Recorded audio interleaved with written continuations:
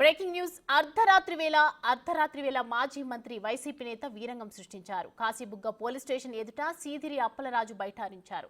పలాస మండలం చిన్నవాడాం గ్రామానికి చెందిన వైసీపీ కార్యకర్తలు శ్రీనివాసరావు, ధర్మారావును పోలీసులు కిడ్నాప్ చేశారని ఆరోపించారు మాజీ మంత్రి అప్పలరాజు.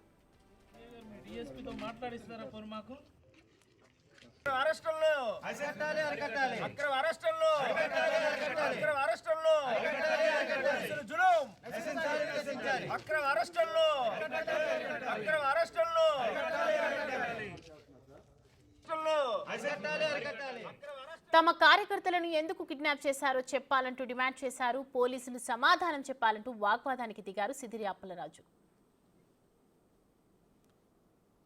తప్పుడు కేసులు పెట్టినోడు కూడా సమాధానం చెప్పాల్సిందే.